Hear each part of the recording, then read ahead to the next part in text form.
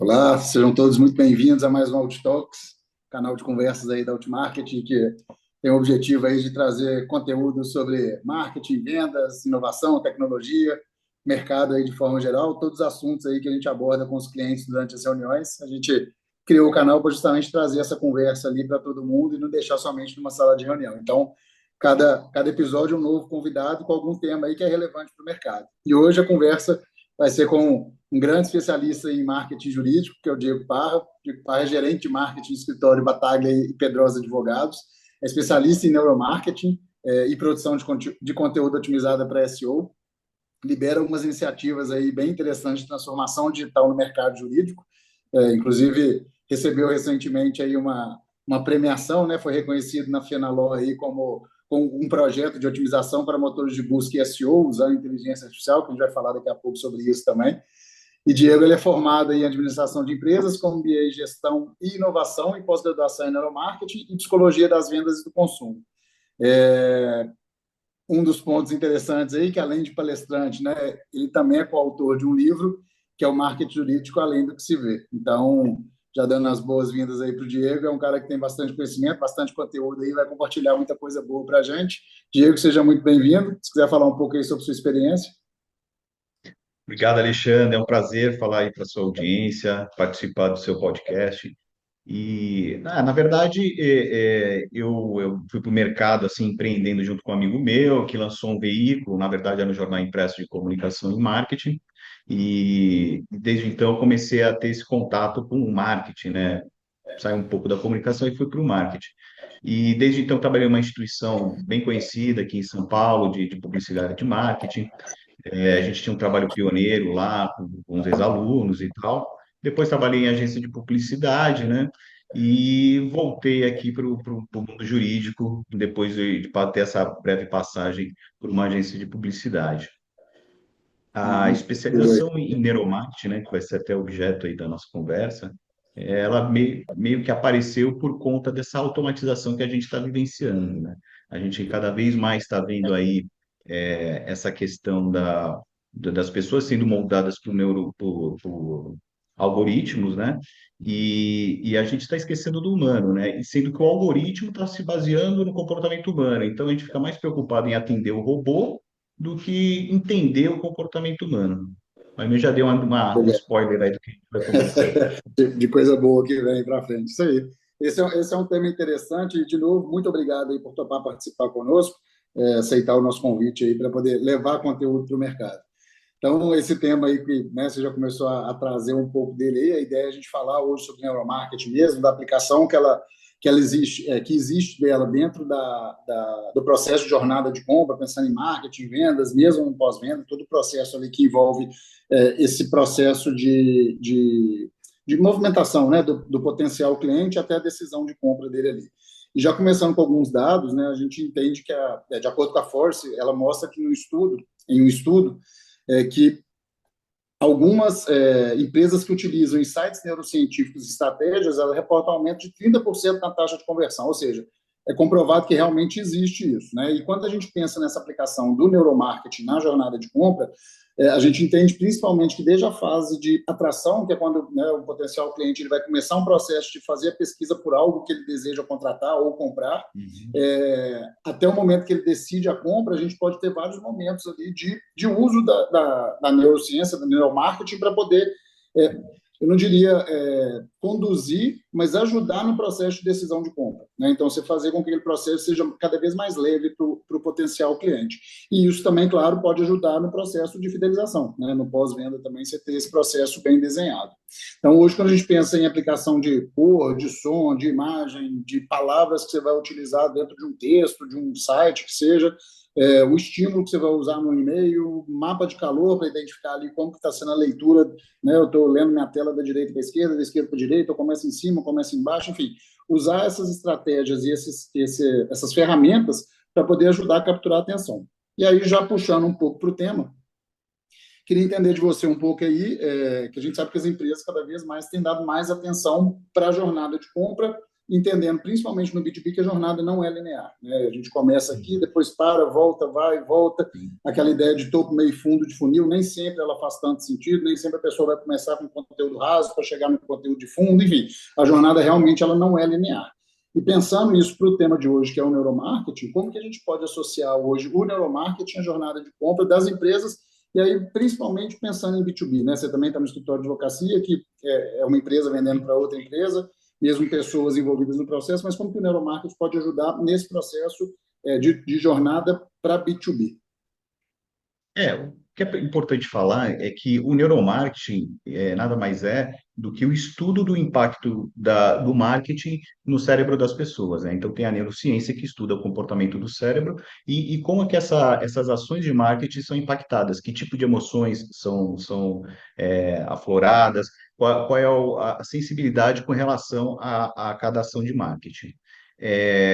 A gente vive muito essa questão viveu, né, no passado B2C, B2B, e hoje até uma obra recente do Philip Kotler, né, renomado aí, já pai do marketing moderno, ele já lançou como age-to-age, que é de humano para humano. Por mais que toda a formatação possa ser através de inteligência artificial, por mais parametrizado que seja todo esse relacionamento, o final das contas é um relacionamento humano. Se a gente imaginar que numa mesa de negociação, durante uma tomada de preço, de orçamento, as empresas se equivalem completamente, né, e passa por uma entrevista final, uma reunião final de pessoas, certamente a pessoa que está contratando ou que vai levar a contratação vai ficar mais inclinada com quem ele tiver mais afinidade, com quem ele tiver mais pontos de congruência. Então, queira ou não queira, o humano acaba sempre decidindo essa situação de contratação. E tem uma situação, e cada vez parece que as pessoas têm menos compreensão disso, mas o cérebro humano hoje, 95% de todas as ações que ele comanda são emocionais. Apenas 5% a gente consegue ter uma razão.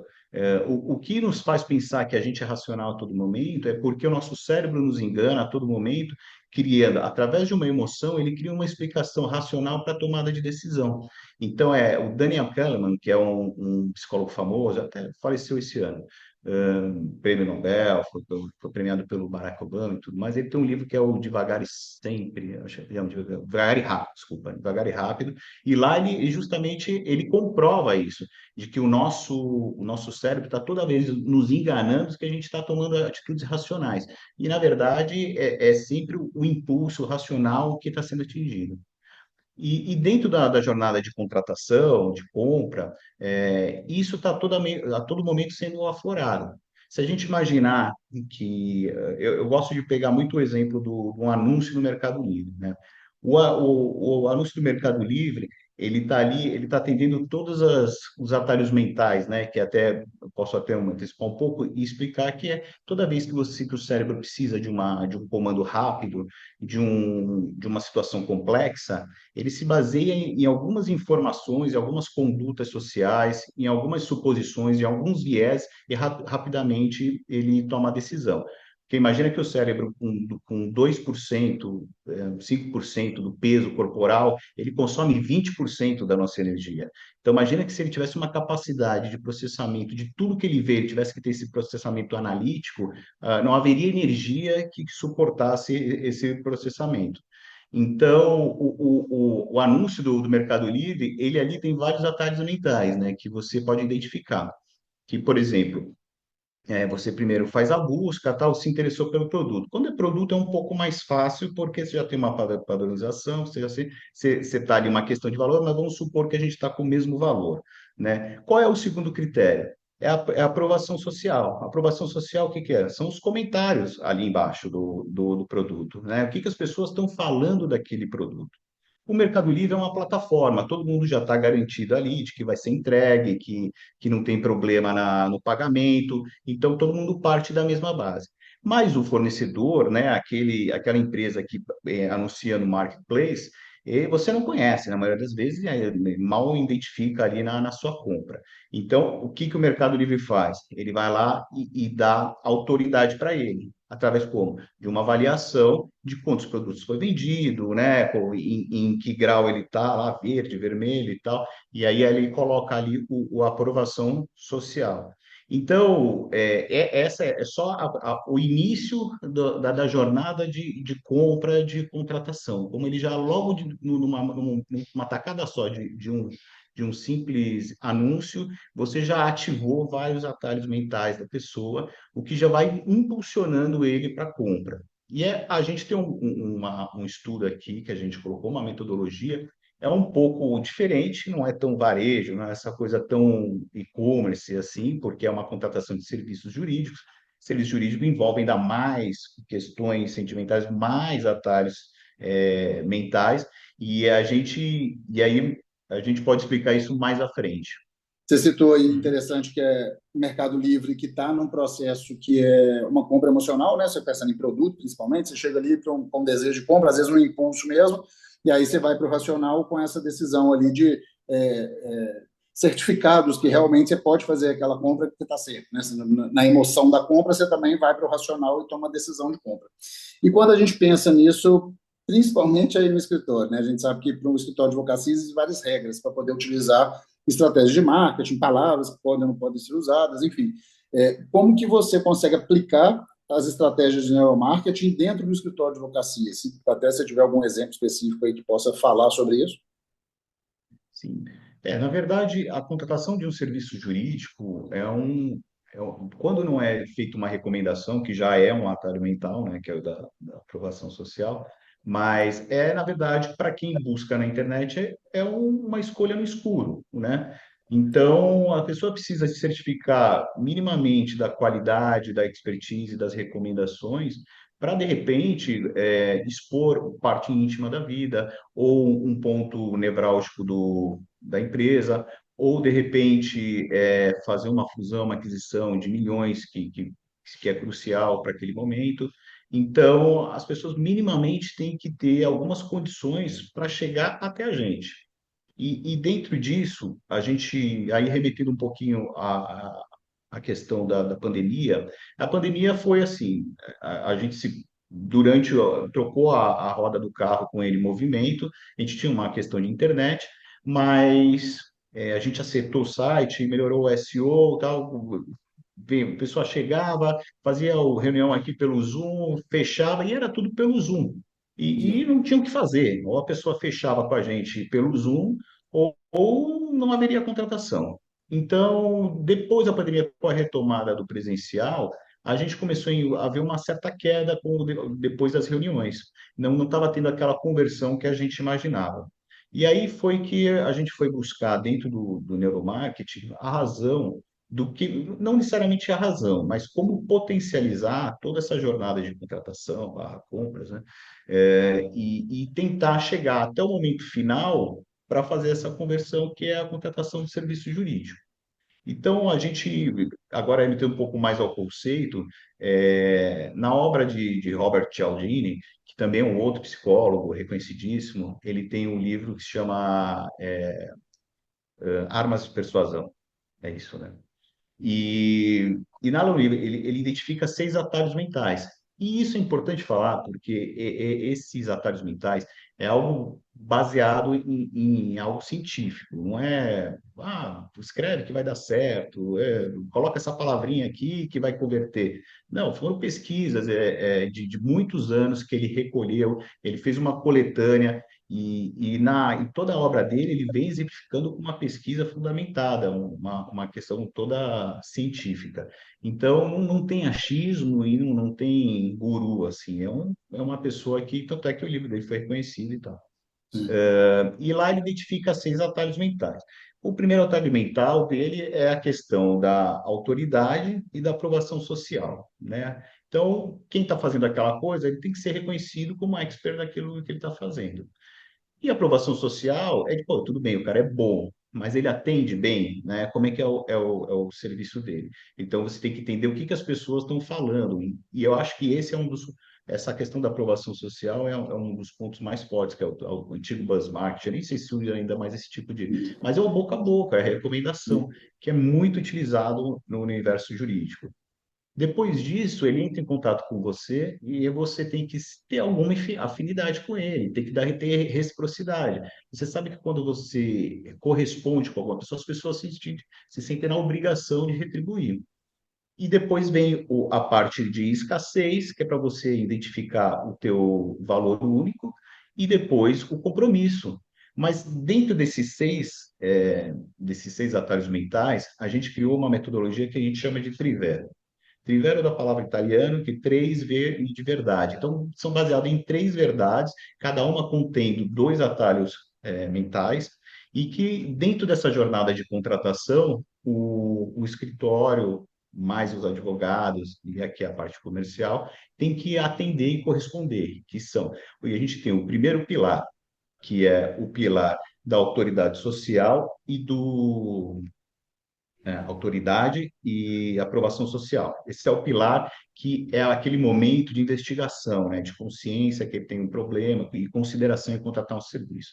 Dessa forma, a gente está ainda aqui ativo. Aí é todo o trabalho que a gente fez de produção de conteúdo, entrevistas, tudo que a gente tem de que pode vender a nossa expertise tem que estar disponível aí na internet para as pessoas pesquisarem. Então, autoridade, aprovação social pode vir antes ou depois. Às vezes a pessoa coloca escritório de advocacia e aí ele vê a aprovação social que é no Google Meu Negócio. Aí ele vai lá e vê a relação de comentários. Ou ele pode advir de um artigo que foi escrito e depois buscar as recomendações. Mas é o pilar ali da investigativo, vamos dizer assim, do nosso cliente. Então, nesse primeiro pilar, a gente tem que estar muito bem atendido. Então, aí vai toda a nossa estratégia de SEO e produção de conteúdo. E aqui a gente tem um desafio ainda maior, porque se trata de um escritório full service, então vai desde direito empresarial, direito de família, tributário, trabalhista, cada um com seu tipo de perfil.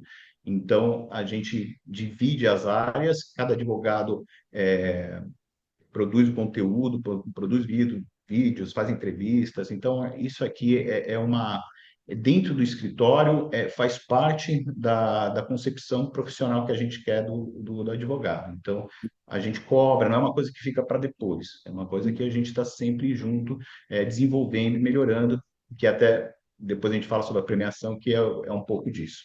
Então, a gente atende esse primeiro pilar. Estamos bem indexados, estamos monitorando muito bem os comentários dentro do Google Meu Negócio. Então, esse primeiro pilar, que é o que a gente joga na web, tá ok. Ele vai partir para a parte do contato. Quando entra no contato, a gente vai para o segundo pilar, que já começa o nosso relacionamento, que é a parte que a gente tem que ser recíproco e a gente tem que criar afinidade. Então, como é que a gente dá reciprocidade? Para produtos e outras coisas, a gente pode se mandar várias formas, né? Dá para se fazer. Mas na área do direito, a coisa é um pouco mais complexa. A gente não pode sair oferecendo qualquer coisa. Mas a gente aparece um conceito, oferece algo subjetivo, que é o nosso tempo e a velocidade na resposta. Então, imagino que se ele está procurando três escritórios de advocacia, certamente, o que oferecer disponibilidade para falar com ele presencial ou que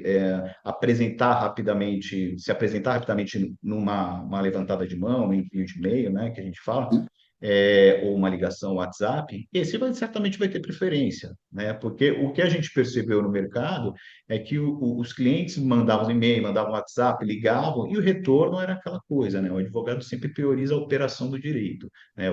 Poucos escritórios têm uma área comercial de atendimento que possa dar esse atendimento rápido. Então, assim, vamos atender esse atalho mental que é o da reciprocidade. Poxa, se ele não nos solicitou, vamos reverter a ele nossa atenção e nosso tempo. Isso já cria um vínculo. Partindo disso, a gente vai para um atendimento por telefone, via vídeo ou presencial, a gente tem que manter afinidade, a gente tem que entender quem é aquele cliente, qual é o setor daquele cliente, a gente tem que buscar cases semelhantes e mostrar a aplicabilidade disso no concreto para ele. Então, a gente precisa criar esse vínculo, né? E aí ele parte para uma outra esteira, que é quando você está no presencial. Quando você cria essa primeira afinidade e depois vai para o presencial numa reunião, você já está meio que pré-concebido o comportamento desse teu cliente e como é que é o ambiente empresarial dele. Então você já começa a correr com a esteira andando, você já tem um ritmo para dar essa reunião, já vai mais solto, o cliente já tem uma descontração maior e a coisa fica mais fluida. Então aí é a hora que a gente atinge esse pilar central que é dessa conexão, que é a da emoção. Então, depois disso, partindo, se a gente conseguir preencher esse segundo pilar, aí a gente vai para o terceiro, que aí é o que só depende da gente, que é justamente a questão da escassez e, por fim, o compromisso. A escassez, para produto, a gente pode até falar, é só aquela marca faz, não sei o quê.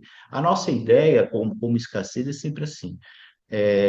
Conhecimento técnico, às vezes na área jurídica, né, na prestação de serviço, chega um momento que ele fica meio padronizado, se torna uma commodity. Ah, eu fiz FGV, fiz PUC, Mackenzie, especialização, seja, e aí chega uma hora que está todo mundo ali naquele mesmo patamar.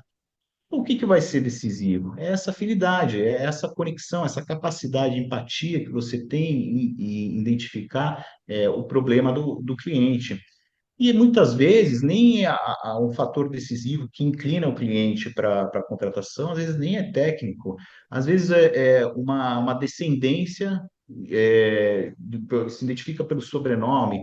Ela falou, e já quebra o gelo, já se sente mais próximo da pessoa. Às vezes trabalhamos com empresa que a pessoa trabalhou, pessoas em comum.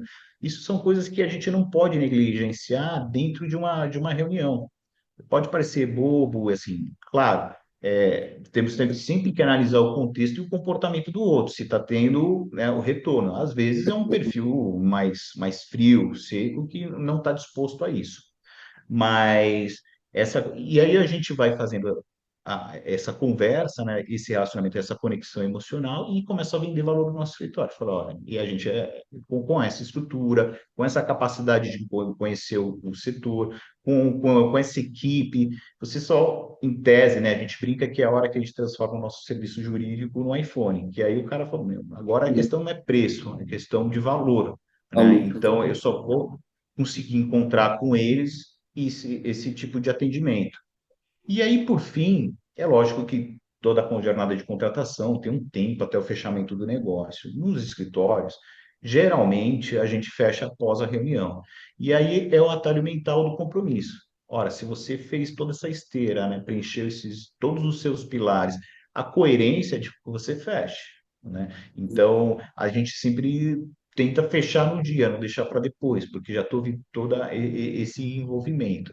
Mas se você conseguir preencher esses três pilares, tudo Três bem que vezes. possa ser assinado no dia, mas provavelmente possa levar uma outra pessoa e já vai ter a carga emocional da pessoa que fez a reunião para vender o nosso peixe para a empresa. Então, é essa preocupação que a gente tem e a aplicação do neuromarketing aqui no nosso escritório na jornada de contratação.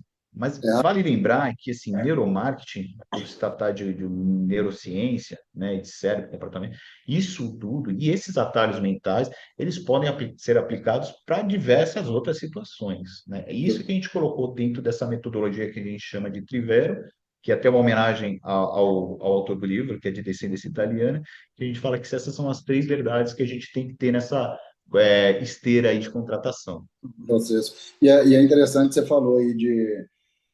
Você começou falando um pouco lá do Kotler, né, com Human to Human, então essa ideia da humanização. E aí, quando eu olho para o lado do vendedor, né, e a gente tem alguns projetos que a gente faz consultoria para o time de vendas, e é justamente isso, essa ideia de conexão que você citou aí no terceiro pilar, de criar esse rapport, né, de criar essa conexão emocional ali, é importante que isso seja natural também.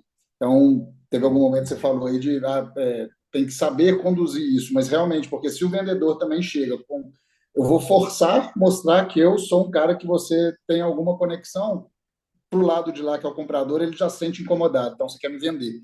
Então, esse processo todo tem que ser muito natural, porque ninguém, né, também pensando aí do lado do neuro, não existe, ninguém quer comprar, né, porque o comprar significa que vou gastar dinheiro, o vendedor já tem um histórico, carrega às vezes de, pô, esse cara quer só ganhar em cima de mim, Então, você tem que ter um processo que seja natural, falar, "Ó, estou aqui realmente para te ajudar e estou provando que eu conheço do seu negócio, eu já fiz isso, eu já gerei um resultado Y e isso pode confiar em mim. Com isso, você pode confiar em mim. Então, é importante que seja bem natural também, para não ser só o checklist, né? Agora eu tenho que fazer o rapport aqui, criar essa conexão, e eu tenho que provar aqui para o Diego que eu conheço o sobrenome dele. Pô, aí já ficou, não ficou natural, e aí o cara já sente Exato, incomodado, exato. você perde o ponto ali, né?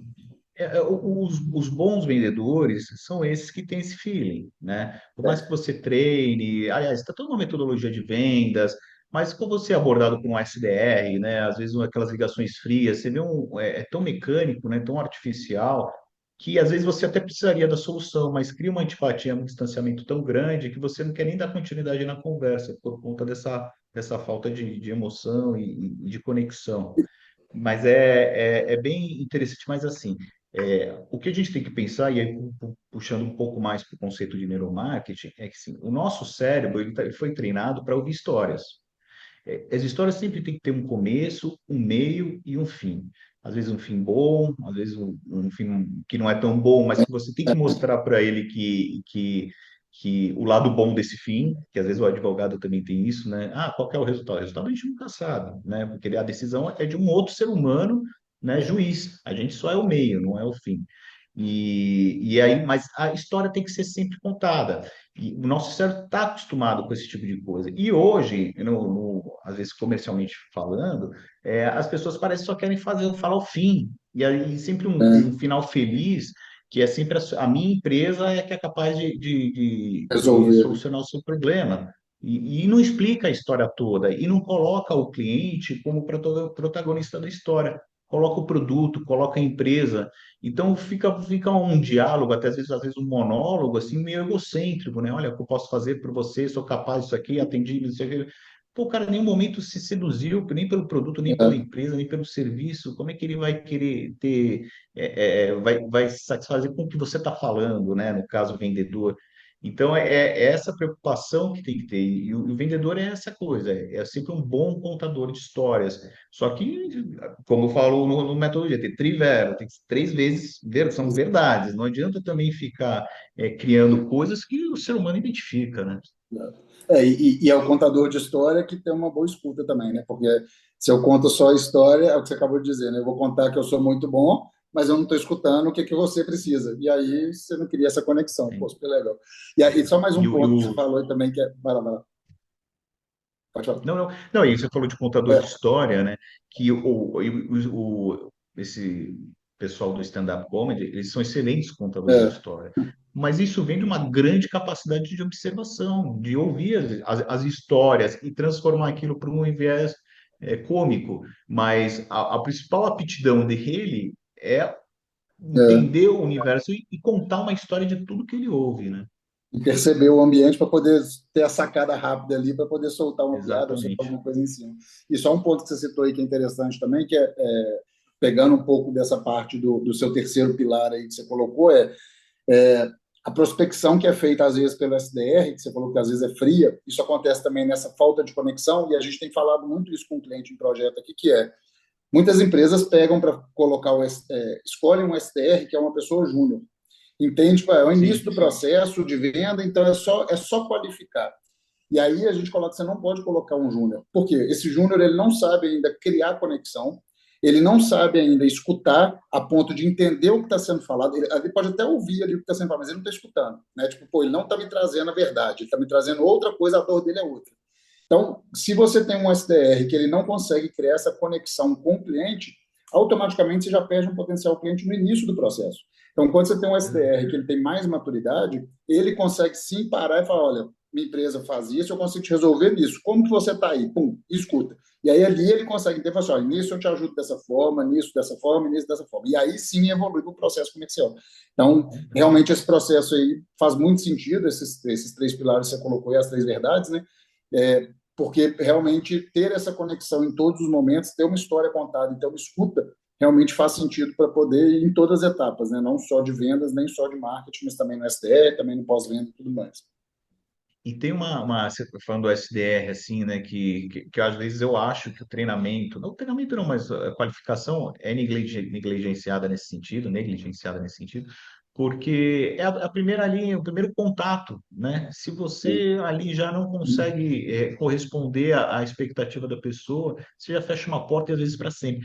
Se fala muito, né? Você só tem uma oportunidade de criar uma primeira boa impressão. Então é aquele momento. E se você não pensa nessa linha de frente, às vezes você está falando com o SDR e bom, eu me colocando numa posição, tá vendo uma criança chorando no fundo, tá vendo um barulho de rua.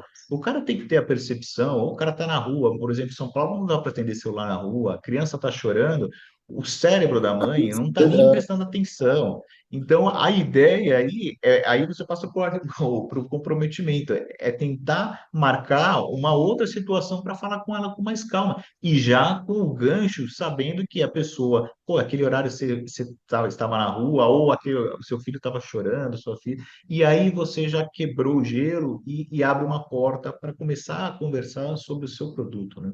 Exatamente, é isso aí. Muito bom. E aí, uma conversa que a gente teve recente, falando, até pegando um pouco desse gancho de metodologias e formas de fazer, você comentou comigo de uma metodologia que eu achei interessante, que é a metodologia SURF, né, que é uma metodologia nova, praticamente nova no mercado, aí, que tem sido aplicada. Acho que vale a pena até se falar um pouco sobre ela também, se puder trazer um É, pouco o que é a metodologia e como que ela pode ser aplicada.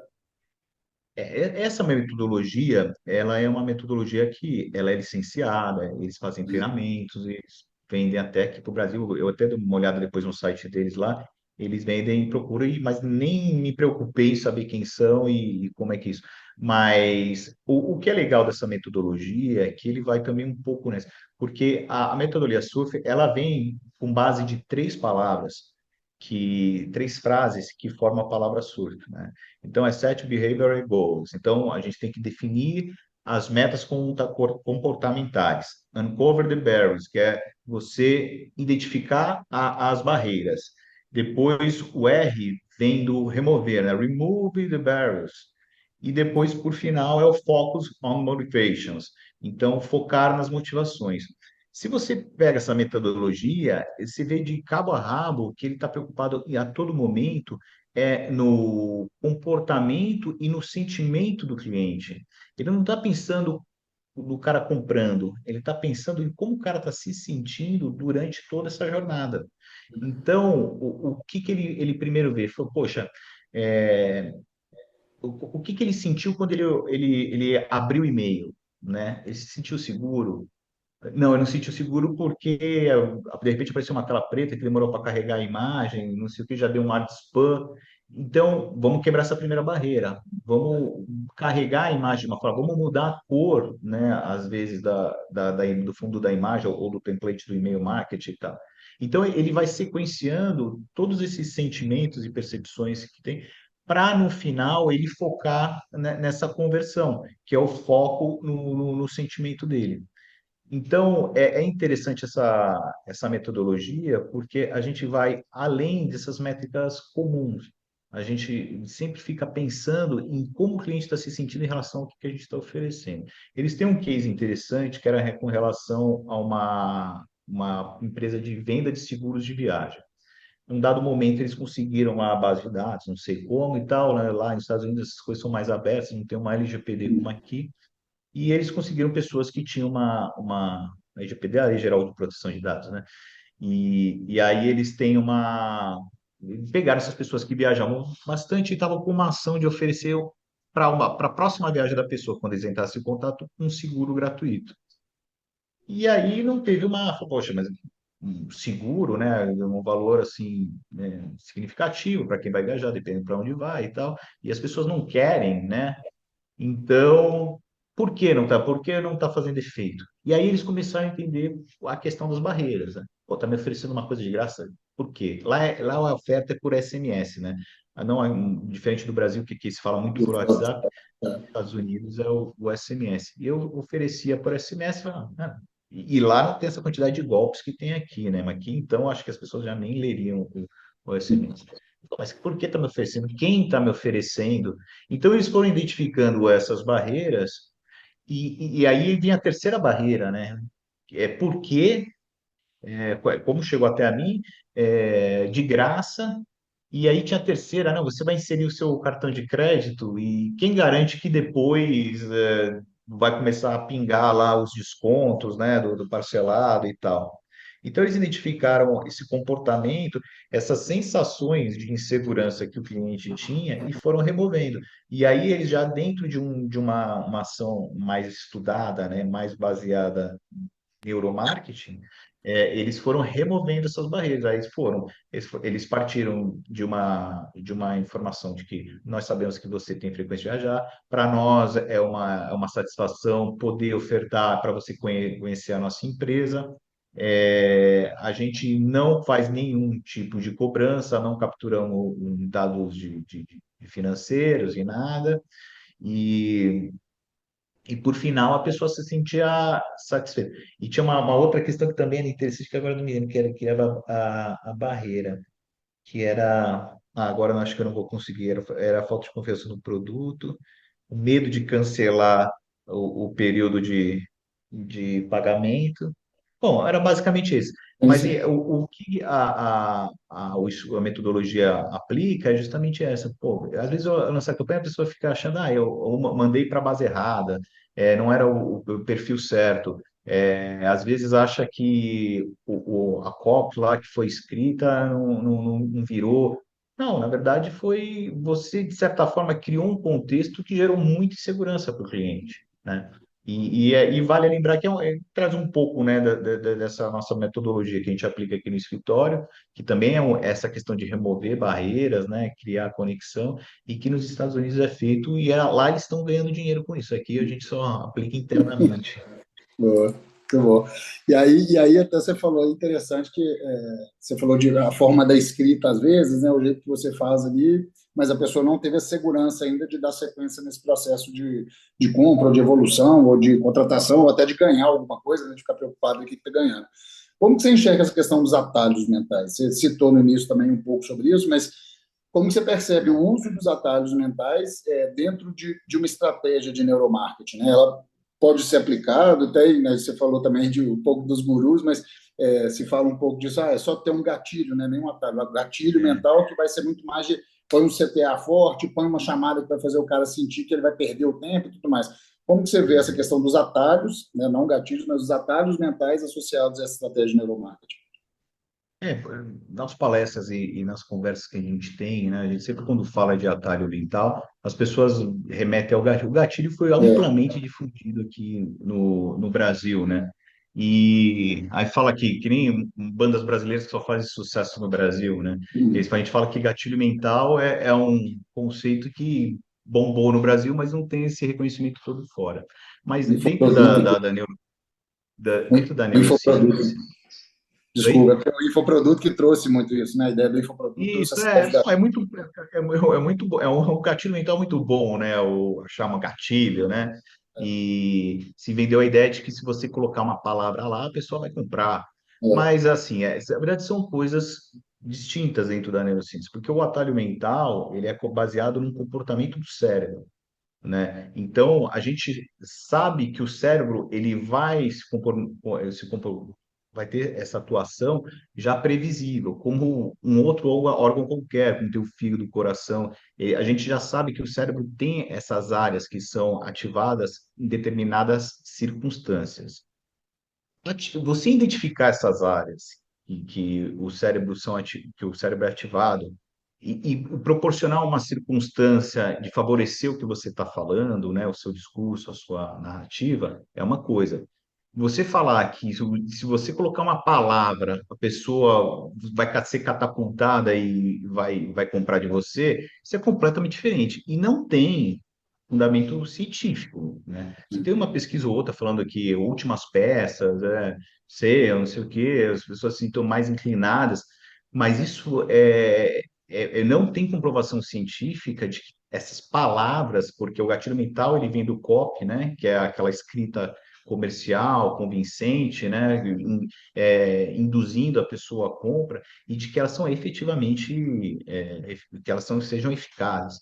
Isso não tem comprovação neurocientífica, em contrapartida em contrário ao atalho mental, que isso é bem fundamentado. Então, até fazendo estudos, né, mais aprofundados que as pessoas, né, a gente quem é contra, não é contra, né, mas não reconhece essa coisa do gatilho, tem muito embate com o pessoal de marketing que defende, acha, não, principalmente quem escreve, e não existe. Às vezes eu coloco o exemplo que é daquela senhora que assiste o programa da tarde, daqueles, né, que tem aqueles merchans que a gente fala, nem a merchan é o nome correto, mas ficou classificado como merchan, que tem aquelas porque todo dia ela assiste aquilo lá às 14h30 e entra o cara, os três primeiros que ligarem. Você acha que aqueles três primeiros que ligarem, ela está dando alguma relevância para aquilo? Aquilo não tem nenhum gatilho mental de escassez para ela, não tem a menor contexto, né? Você acha que só porque então você vai ter que estar pegando uma pessoa que está vendo aquele anúncio pela primeira vez para achar, aí você vê todos fazendo, aí você só vai lembrar do outro anúncio que também fala, entendeu? A última oportunidade, aí você vê todo dia o mesmo programa falando que é sempre a última, os três primeiros que ligar história, balela, né? Então, e ainda mais o ser humano, com essa capacidade hoje nossa, que a gente está com cada vez mais avesso, né? Bloqueando tudo que é anúncio e tudo que nos bombardeia, né? Hoje o petróleo é a atenção das pessoas, né? Porque hoje a gente está desconectado de tudo e avesso à publicidade e à venda, né? Então, o gatilho mental, ele está totalmente fora, assim, nesse sentido do atalho mental que a gente aplica, né? A gente sabe qual é o comportamento cerebral, né? E isso aí, não, a gente até brinca, né? Tinha uma outra amiga minha que a gente estava conversando, que o rapaz falou, não, o atalho mental não funciona comigo porque eu não sou desse jeito. Aí ela até falou, não, mas é como você falar que seu fígado não funciona do mesmo jeito que o meu, né? É um condicionamento humano, né, de milhares de anos, que o cérebro, para adaptação, para reprodução e para sobrevivência, se comporta que todo mundo tem. Não tem como falar que, lógico, tem uns casos patológicos, né, que algumas áreas não são ativadas e tudo mais, mas no conceito, todos agem dessa maneira. Muito bom. Legal. E aí, agora eu queria entender um pouco sobre o caso de sucesso, né? O que vocês foram reconhecidos aí recentemente, agora em 2024, na Fenaló. Fenaló, a gente sabe que é o principal evento aí para o mundo jurídico aí da América Latina, né? Um dos maiores, ele acontece em São Paulo, e ele traz muita ideia da inovação, né? Da tecnologia, as teclós aí de Lotex, né? Teclo. É, Lotec, Lautex. Lotec, é. As Lotecs para, né, trazer as tecnologias e associadas ao mundo jurídico e tudo mais. E aí vocês foram reconhecidos lá com um caso de sucesso que estava associado a conteúdo, SEO e o uso de inteligência artificial. Então, né, disso que você tem colocado aí sobre o uso dos atalhos, enfim, do conteúdo, de como Uhum. fazer, da estratégia, de ter essa jornada toda aí desenhada, como que como que foi esse caso de sucesso? Conta para a gente um pouco aí, como que é, principalmente pensando no escritório de advocacia, né, que tem todas as É, regras, e ganhar um caso de sucesso aí de inteligência artificial e SEO junto. a gente brinca que o universo jurídico, a advocacia, foi o precursor do inbound marketing, né? Porque era tanta, ainda tem, né? Mas é tanta restrição para você dar vitrine para o seu serviço jurídico que você só podia conseguir acessar um escritório de advocacia via conhecimento, via conteúdo, né? E que depois, no futuro, acabou se tornando o principal fonte de conexão, né, entre cliente, empresa e produto. Então, mas esse era o desafio, né? A gente precisava, dentro daquela estrutura de produção de conteúdo, a gente precisava ter a autoridade no sentido de que as pessoas reconhecessem a autoridade. Não adianta nada a gente fazer os artigos, gravar os vídeos, e se esses vídeos não estavam colocados na prateleira, que no caso é o Google. Se eles não acessam e não aparecem na primeira página, esse artigo vai estar lá, escondido às sete chaves, e sabe-se lá como a pessoa vai encontrar. Então, a gente fez um projeto de otimização dos conteúdos e foi publicando, fazendo um trabalho de link building, distribuindo para vários portais e tal, começou a dar um retorno bem bacana e até hoje a gente tem essa preocupação pelo posicionamento e pela indexação no Google. Ocorre que isso demandava de um profissional, de uma empresa, né? Tanto para pegar o conteúdo deles, fazer aquela aquela adequação para uma linguagem para a internet, porque também tem a questão do juridiquês, né? O advogado acha que está falando com um juiz, ou está falando com um Todo mundo promotor, entende, ou está né? falando com outro para-advogado. Mas, na verdade, quando você escreve para a internet, você está falando com uma pessoa que, na maioria das vezes, não sabe absolutamente nada, né? Então, você tem que adaptar totalmente a sua linguagem. Então, tinha todo esse molde que a gente tinha que colocar da internet para esse conteúdo jurídico que era produzido. Além disso, você tem toda a comunicação, né? O pessoal marketing, sabe que uma coisa é você comunicar bem, e aí tem você como comunicar bem dentro de uma técnica de SEO também, não basta só comunicar bem. E às vezes quebra até algumas regras gramaticais, no sentido de montar o texto, tal, né? Não é o normal, o usual.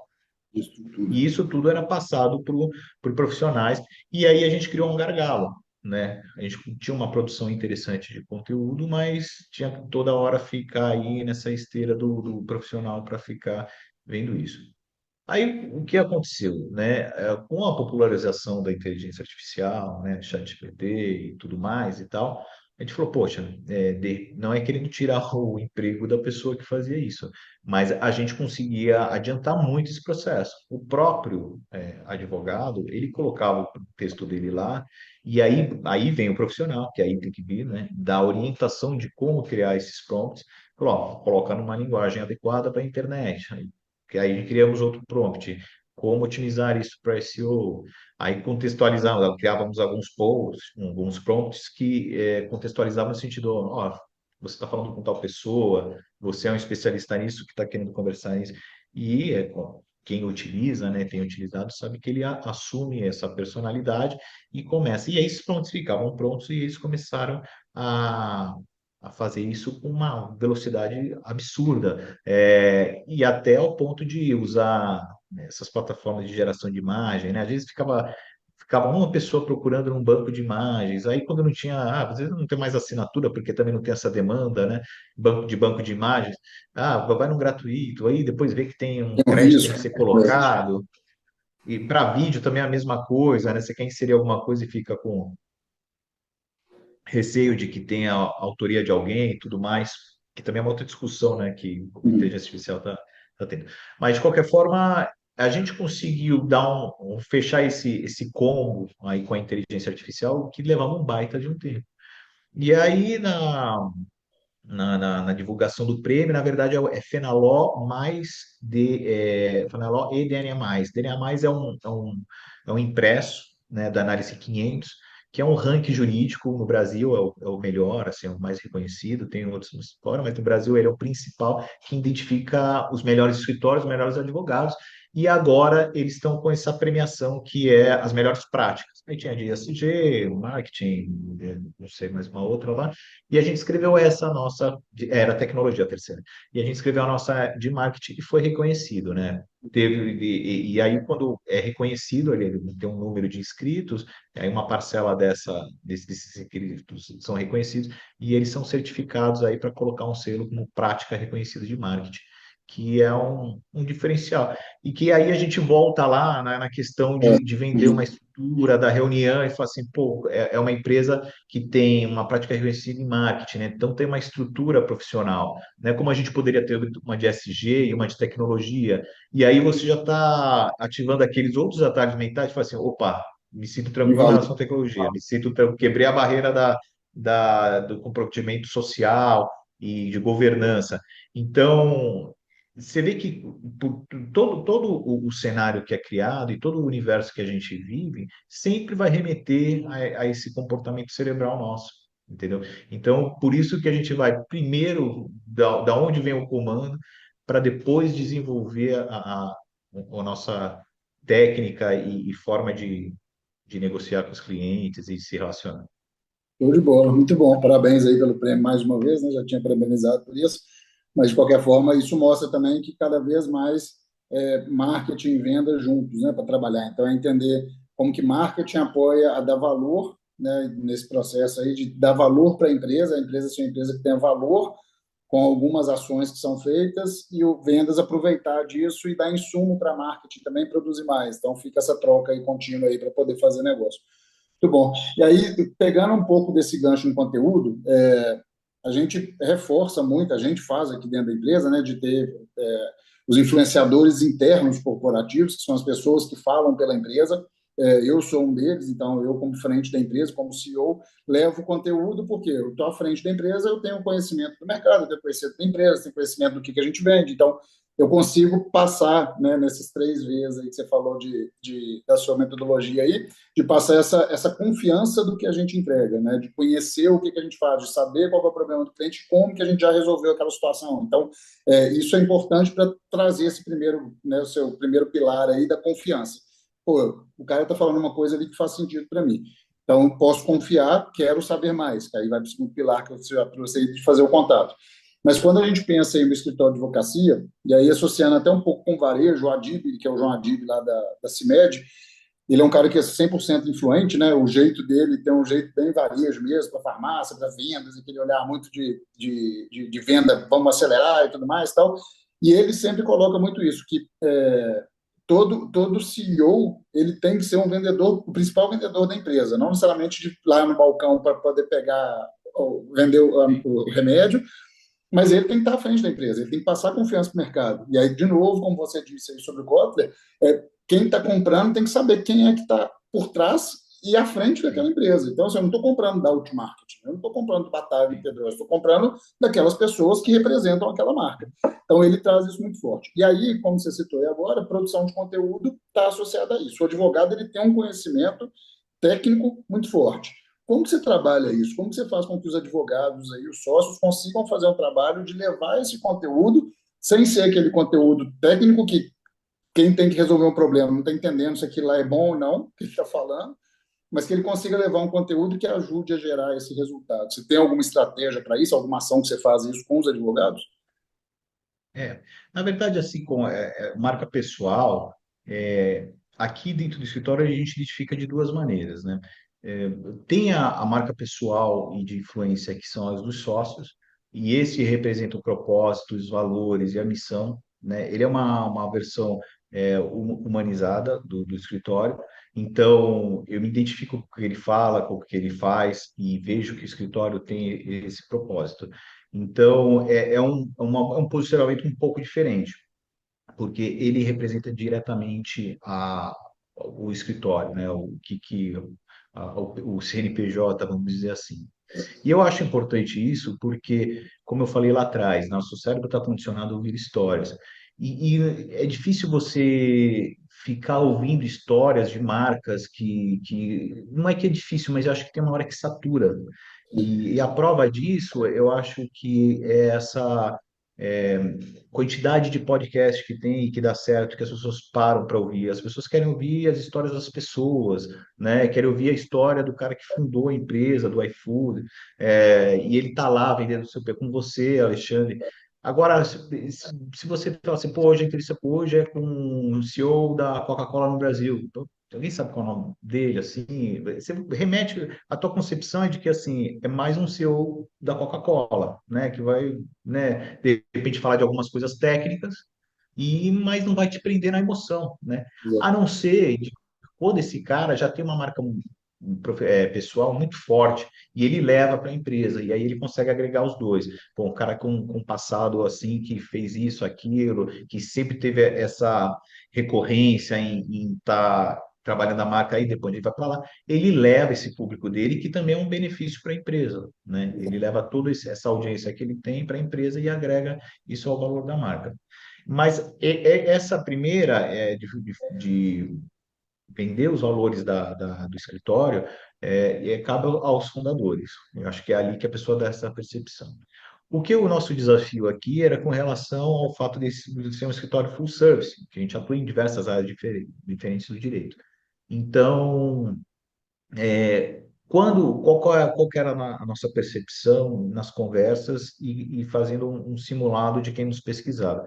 Era muito frio, né? Eu estou falando com o direito trabalhista. Aí ia lá e via um monte de post em rede social com uma imagem padrão, um título chamativo e tal, e clicava lá. Aquilo rolava de uma maneira que, assim, não tinha pouco impacto para quem acessava esse tipo de anúncio. Mas falou, vamos pensar de uma forma, e aqui até os sócios falam, né, que gente quer ver gente, né? Vamos colocar os autores como protagonista do conteúdo, para primeiro chamar atenção, para dar a ideia de que primeiro é humanizar. E depois segue o título do artigo para ele acessar o conteúdo na íntegra. Então, começamos a trabalhar a imagem dos advogados. Então, pô, hoje, quando as pessoas vão nos solicitar, fazer algum contato, algum lead, alguma coisa assim, eles vão já vem chamando pelo nome do advogado. E aí, às vezes é engraçado, porque ele clica no botão do site, ele acha que é o advogado, ele lê o artigo e cai direto pro No advogado, WhatsApp, já fala, né? é, mas é um aspecto bom, porque ele se sentiu tão envolvido que ele acha que está ali dentro daquele contexto. Mas ele falou, vamos humanizar e vamos dar cara para esses especialistas. Então, quando ele chega no escritório, a gente faz uma divulgação, faz trabalho de divulgar nos principais portais. A gente cria uma editoria recorrente para ele se identificar como autoridade naquilo que ele fala. E quando vier presencialmente, tem até aquela coisa do, acompanhei pela internet e estou te vendo aqui pessoalmente.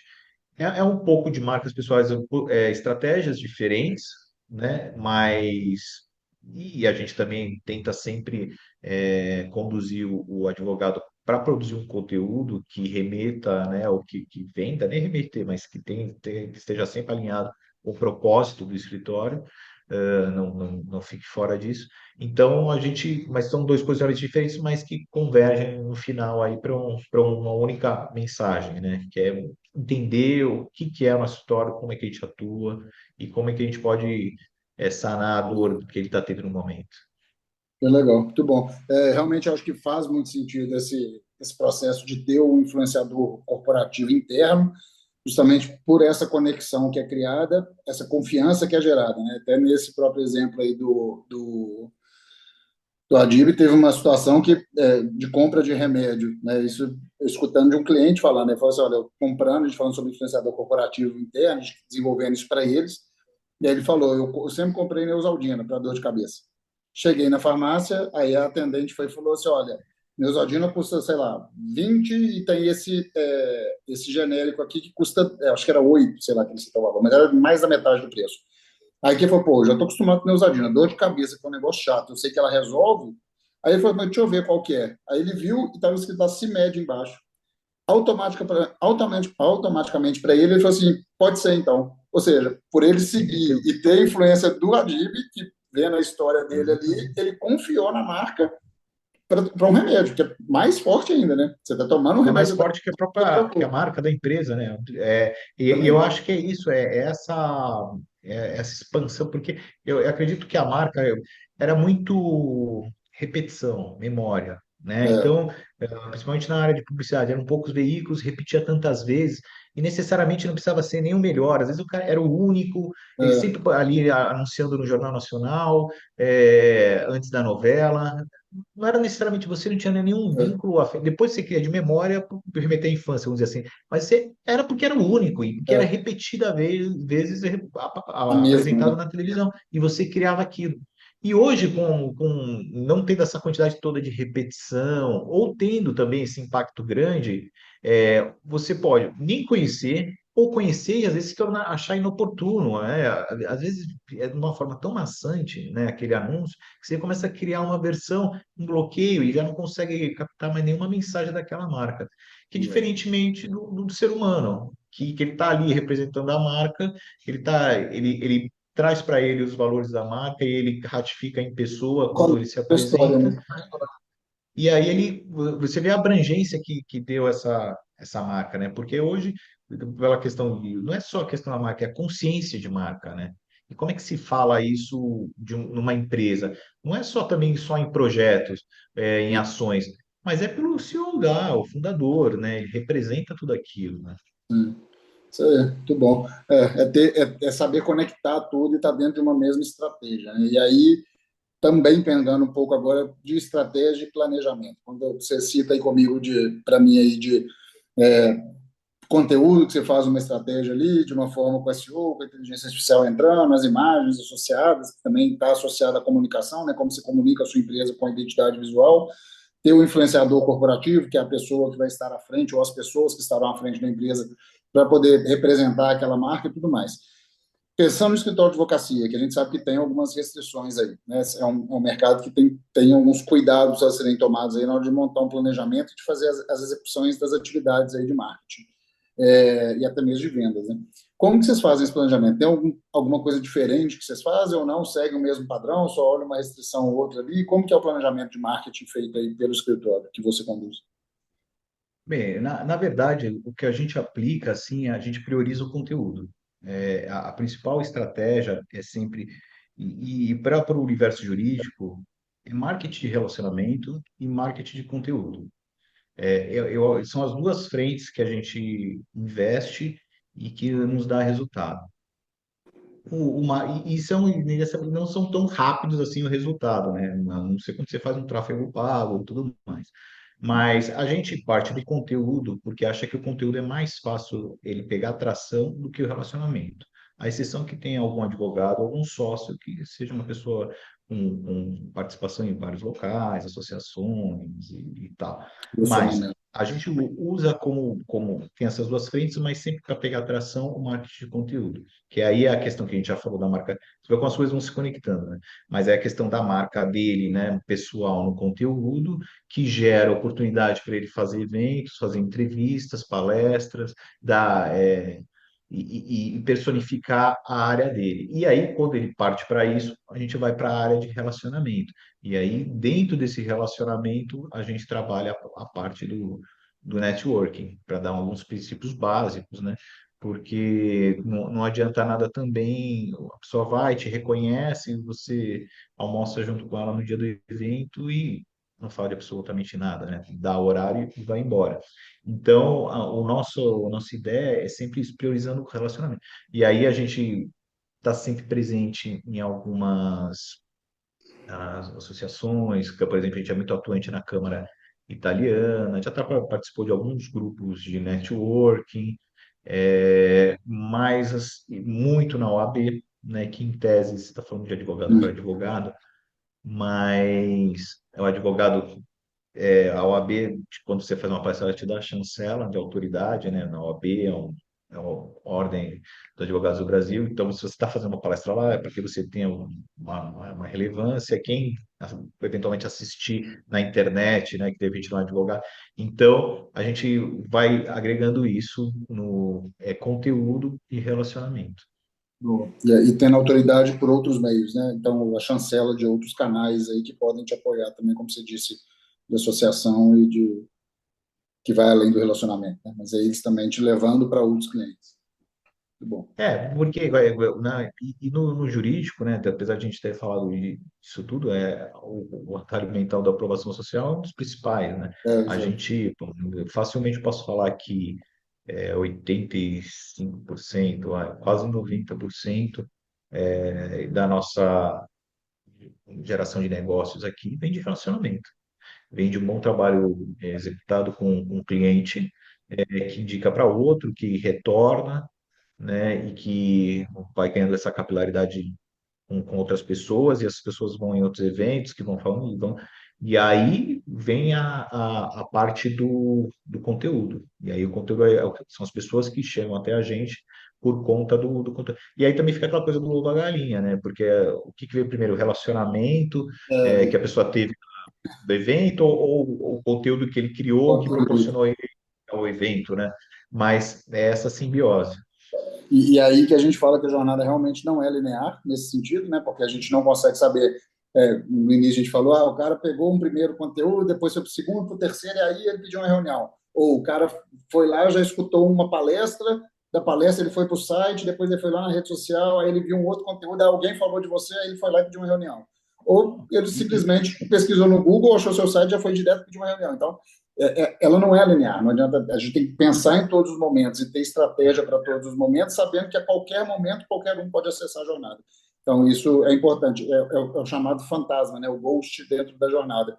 Porque às vezes é uma pessoa que está acompanhando o seu conteúdo, vai escutar esse podcast, vai ver seu post na rede social, vai ler um conteúdo, vai assistir um vídeo, você não tem nenhum contato dessa pessoa, ela não converteu em nada dentro do seu CRM, ela não está dentro do seu CRM, e automaticamente ela levanta a mão e você fala, pô, você já me conhece há tanto tempo e eu nunca te vi. Eu falo, não, estou te acompanhando, mas Exato. agora estou no momento de compra e eu já confio a ponto de querer falar com você. Então.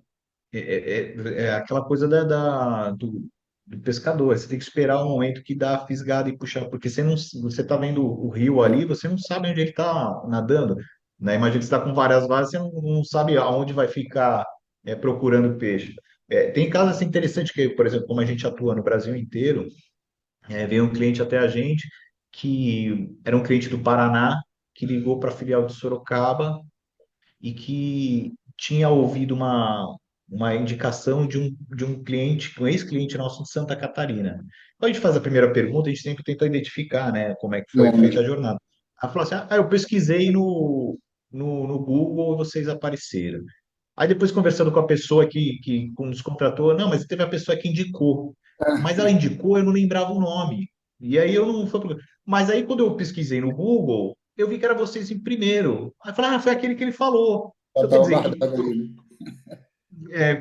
em que momento se deu a indicação, né? Se foi a busca, ou se foi a pessoa que falou, não, você tem que estar, aquela coisa meio omnichannel, tem que estar todo um Exatamente. momento ali à disposição, e quando ele pegar em cada ponto, você conseguir atrair, né?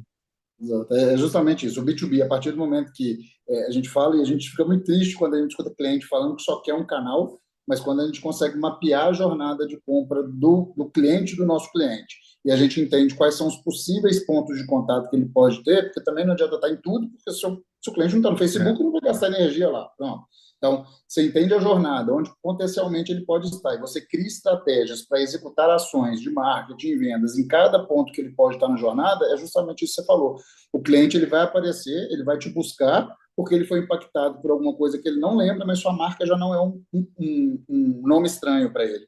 Então, ele já cria conexão com aquela marca a ponto de falar, pô, eu quero contratar a sua empresa porque eu sei de alguma coisa dela. Não sei o quê, mas talvez ele já tenha 3, 4 pontos de contato ali. O próprio LinkedIn sim, fala que para Sales Navigate, para processo de social selling, né, de venda pelas redes sociais, para o LinkedIn, se um potencial comprador tem 7 vezes contato com sua marca em anúncio dentro do LinkedIn, naquele momento já é o momento de fazer um contato com ele, porque ele já sim. reconhece a sua marca, ele já tem essa, né, essa conexão ali dentro da cabeça dele que eu conheço essa marca, já vi, já me gera algum tipo de confiança que não é nada novo chegando.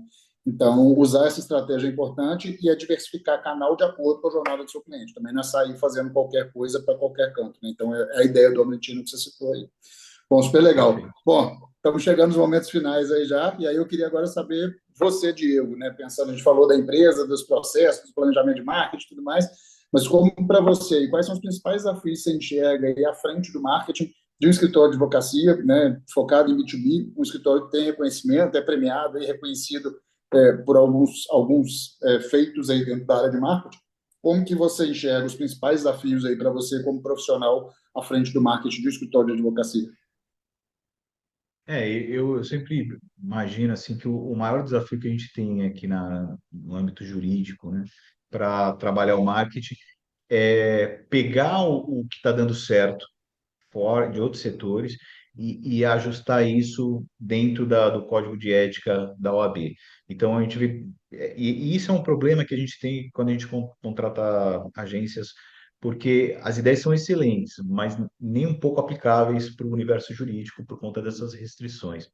E aí o maior desafio fica nesse sentido de pegar essas boas práticas que acontecem aí em outros setores e colocar ela dentro do universo jurídico, mas também com tempo hábil de não ficar obsoleto. Às vezes vem a tendência, aí a OAB regula e autoriza de certa forma. Quando a gente vai aplicar, a gente olha para o mercado, já estão utilizando outra plataforma, outra, não dá esse tempo, esse timing que tem da regulamentação, o que está acontecendo. E também acho que também não vai ser uma coisa fácil para ninguém, né? As coisas mudam muito rápido, as plataformas mudam, e cada vez mais os algoritmos vão modelando o nosso comportamento. Forma. Então, a gente não sabe se amanhã vai ser TikTok, né? A gente sabe de alguma. No mundo corporativo, a gente tem algumas plataformas que a gente é com o próprio LinkedIn, a gente sabe que é mais tranquilo, e eu acho que o Brasil até demorou a pegar tração nessa rede social para fazer negócio, né? Eu lembro no começo, logo quando iniciou, um amigo meu me apresentou, eu fiz, não encontrava ninguém, não encontrava empresa, uma dificuldade tremenda. Acho que deu um ponto de. Era a plataforma muito é, estigmatizada por conta de oportunidade de emprego, era para procurar profissional, ninguém fazia negócio, era só para fazer contratação. Aí, com a entrada da Microsoft, o negócio mudou. Mas, voltando ao assunto, eu acho que o desafio é esse. E as empresas e de agências de marketing, né, profissionais dessa área de marketing, ter essa compreensão, porque o profissional de marketing jurídico, ele tem uma outra percepção, né? Ele é o cara que leva a porrada dos dois lados, né? Porque tem os criativos e tem o direito, e ele é o que sabe fazer daquilo lá um caldo para poder ser minimamente viável, né, dentro do escritório. Quando você só vem com o criativo, cara, já barra assim na primeira etapa, foi isso aqui não dá, não pode, não pode, não pode, não pode. E aí é o que frustra, né? E frustra os dois lados. Bom, é um grande desafio, mas um grande aprendizado ao mesmo tempo, né? Porque você tem que usar a Sim, criatividade para conseguir não driblar, mas conseguir executar com o que tem de regra. Então, é usar a criatividade mais ali para poder conseguir fazer. Super legal. Muito bom, acho que conseguimos cumprir ali aqui uma boa conversa. Acho que a gente falar de neuromarketing, neurociência de uma forma geral aí a gente como profissional de marketing, de vendas e pós-vendas também, olhar para o cliente, estar conectado com o cliente, a gente talvez não vai entender tão profundamente como que o cérebro funciona, mas a gente consegue entender algumas formas que a gente pode usar a nosso favor o uso as estratégias de marketing, as ações de marketing, de vendas, para conduzir o cliente de forma positiva e de forma ética, principalmente, no processo de compra, né? Então, é garantir que ele tenha todas as etapas ali de forma simples para ele entender que você resolve um problema, a sua empresa é o potencial resolvedor de problema para ele ali, que ele pode confiar e contratar usando metodologias, como vocês mesmos têm a própria metodologia aí das três verdades aí, que faz muito sentido, são três pilares que fazem sentido. Então, todo profissional de marketing pode usar isso. Acho que foi super rica a conversa. Obrigado aí, Diego, mais uma vez por ter eu topado agradeço. participar conosco aqui, trazer conhecimento. Eu acho que depois a gente pode marcar mais um para a gente falar só do marketing jurídico, porque acho que ali tem uma quantidade de coisa que outras áreas podem aprender com você, né? Do desafio de fazer, cumprir regras dentro do marketing, e a gente pode marcar um segundo papo. De novo, obrigado aí pela sua participação. Imagina, eu que agradeço o convite, é super. A gente fala que isso aqui é papo de amigo, né? A gente vai falando, É, depois vê o horário aqui e viu como o tempo passou, como flui bem, né? E quando tem, é aquela coisa da conexão, né? Quando a gente está falando da mesma coisa e tem essa conexão que a mensagem vai e volta e os dois entendem, flui e cria esse elo bacana. Eu fico super agradecido aqui, também em nome do escritório, agradeço a oportunidade, acho super bacana e o universo jurídico também, ele precisa mais de uns cases assim, não que a gente seja sensacionais, nada disso, mas a gente precisa mais dessa troca, né? Saber o que que eles estão fazendo, o que que a gente faz aqui, como eu quero também ouvir de outros escritórios o que que eles fazem, né? E acho que é assim que a gente cria esse marketing do jurídico diferenciado que a gente tanto quer. é isso aí. A conversa ela é boa, como você disse, que é a conversa entre amigos, mas também quando os dois lados querem aprender. E aí, quando a gente, por isso que a gente convida a pessoa, a gente escolhe quem vai trazer, que são pessoas que estão aqui para trocar. Né? Ninguém é dono da verdade, mas está aqui para contribuir com o que sabe, escutar o que não sabe. Pô, isso eu não sabia, que legal. Então, acho que a ideia é quem está aqui com a gente ouvindo aí no podcast, seja no YouTube ou seja no Spotify, é realmente sentir que faz parte dessa conversa. E eu acho que a gente conseguiu cumprir isso daí. Então, de novo, obrigado. E para você que está ouvindo aí no podcast, via Spotify ou via YouTube, a gente aguarda aí para o próximo episódio com mais conteúdo, mais novidade e sempre falando aí das novidades de marketing, venda, inovação, tecnologia para o mercado B2B. E até a próxima. Valeu, até mais, Gil. Tchau, tchau. Tchau, tchau.